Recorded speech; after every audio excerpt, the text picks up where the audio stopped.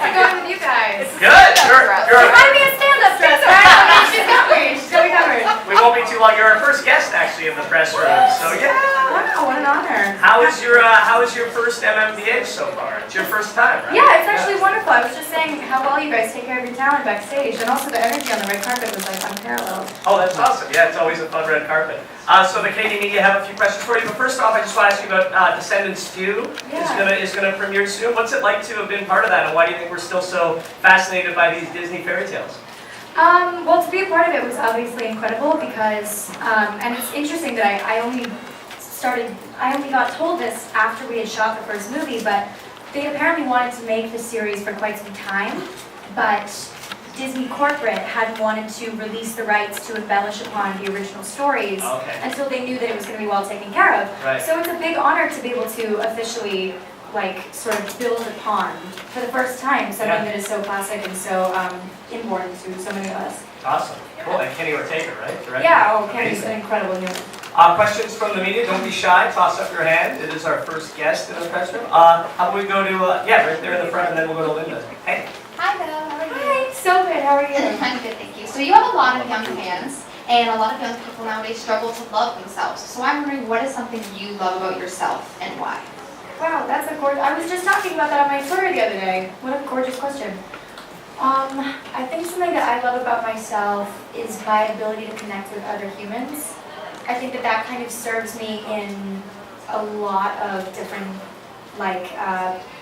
sort of facets of my life.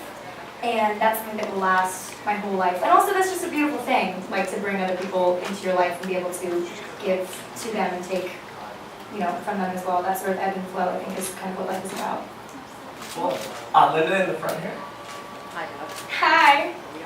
Are we on? I can Yeah, there we go. Linda Helper with Canadian Beats. I have to ask you a fashion question. I absolutely love your dress. Thank you so much. What are you wearing right You now? know what? I did the terrible, absolutely worst thing ever you can do on a red carpet, and I don't know who I'm wearing. But I know, it's absolutely terrible. But I can tell you after. How's that? That's great. It's beautiful. Thank you so Beautiful much. dress. I love it. Thank you. Hey. Hi, I am the representative for FY Music and callmehannah.ca. I first just want to say that I love your social media and how you spread positivity and love. I think that that's amazing. Thank you. And so I know that you were bullied in high school, and I mean, cyberbullying and bullying is such a big issue in my generation. And so what's your advice for people that are being bullied?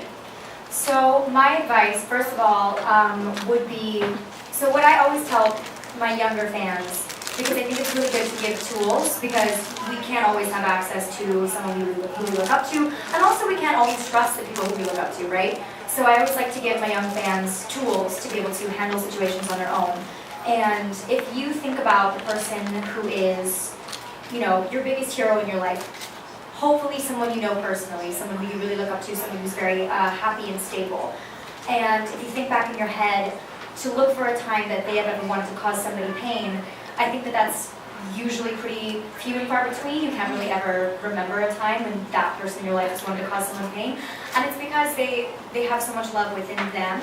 And so then if you reverse that logic and you think about the people who are constantly trying to cause other people pain and bring them down, you have to sort of deduce that their insides are really they're struggling more, and they want to bring people into that, because the contrast between someone who's really happy and the pain that those people are going through is usually what merits the reaction of trying to bring someone down. And so instead of taking it personally and letting that negativity hit you and stick to you, I think it's just much more healing, and the sort of rebound is quicker if you can just imagine that whatever pain they're trying to inflict on you is 10 times worse where they are. And it's about them and not you.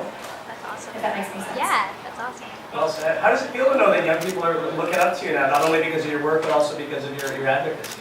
It feels fantastic, because I have always wanted to be in a position of being a role model. I always wanted younger siblings, and I genuinely feel that I take great care of myself, and so I trust myself to be that role model, and I trust myself and my own judgment, which is such a freeing feeling to trust yourself in that way, and I love kids. That's my favorite part of my job. Cool, awesome. We'll do one more back here. Rudy.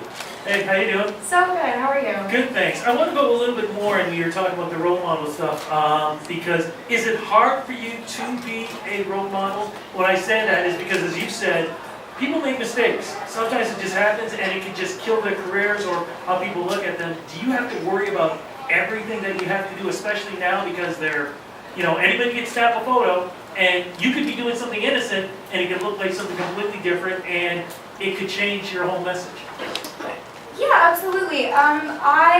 Like I said, I really trust myself because I think that, and this is lucky because I don't think that everybody, necessarily has this sort of, I don't think that everybody can say this, but I actually made the effort to have the message that I send out be the truth that I live, as cheesy as that sounds.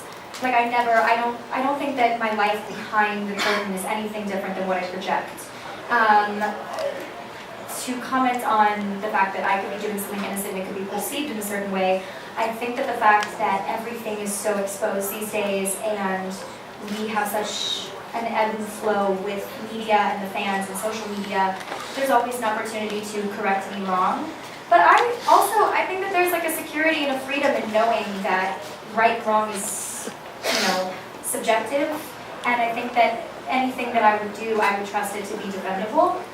And I think that people love to forgive, but I definitely like to give myself the freedom to make mistakes. I don't think that it would ever be anything that would, break anything. I like to live my life knowing that my young fans are watching. Well said. Rudy, I feel like you made a mistake earlier, and I'm looking for advice on how to deal with it. No, thank you so much for being here and being part of the show. Hope you get a chance to kick back and relax a bit now. Yeah, thank you so much. Thanks, guys. Thank you very much. Give it up for Dub Cameron.